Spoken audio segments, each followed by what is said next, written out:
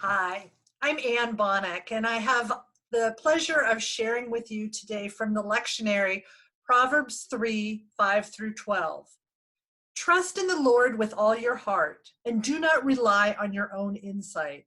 In all your ways, acknowledge Him, and He will make straight your path. Do not be wise in your own eyes. Fear the Lord and turn away from evil. It will be a healing for your flesh and a refreshment for your body. Honor the Lord with your substance and with the first fruits of all your produce. Then your barns will be filled with plenty, and your vats will be bursting with wine. My child, do not despise the Lord's discipline or be weary of his reproof. For the Lord reproves the one he loves, as a father the son in whom he delights. When I first looked at these verses, I wasn't quite sure how to write a devotional on them. And when I struggle with a biblical passage, one of the things I often do is to go to the Message translation to see how Eugene Peterson interpreted this passage. So let me share with you Proverbs 3 5 through 12 from the Message. Trust God from the bottom of your heart. Don't try to figure out everything on your own. Listen for God's voice in everything you do, everywhere you go. He's the one who will keep you on track. Don't assume that you know it all. Run to God. Run from evil.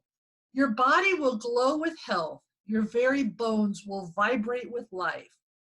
Honor God with everything you own. Give him the first and the best. Your barns will burst. Your wine vats will brim over. But don't, dear friend, resent God's discipline. Don't sulk under his loving correction. It's the child he loves that God corrects. A father's delight is behind all this. I don't know about you, but sometimes I have difficulty trusting people. When I'm dealing with a business, I want a contract. I want some assurance that when I pay money for a job, I will get what I pay for. But here, Solomon talks about trust. And when I look up trust in the dictionary, it says that trust means assured reliance, confidence, appropriation. As I was doing some more research on this passage, I came across some information about the Hebrew words for trust. I learned that in Solomon's day, there were two Hebrew words for trust. They were similar, yet had slightly different meanings. The first word meant that when you trust someone, you have the confidence to flee to that person, knowing there will be safety. A bully picks on you, and as you come home from school, or someone stops you and you are fearful for your safety. So you run to someone who is stronger, whom you know will protect you. That's one type of trust. The second word is the picture of a little child who is learning to walk. The parent reaches out a hand and says, "Come to me. I won't let you down. I'll catch you before you fall." This word is the one used in Proverbs 3. It means to rely upon, to have confidence in someone, to lean upon another. I like that picture of trust. It provides that nurturing vision of God as one who walks beside you and me, holding us up along the way. So I go back to the words of Eugene Peterson. Trust God from the bottom of your heart. Listen for God's voice in everything you do, everywhere you go.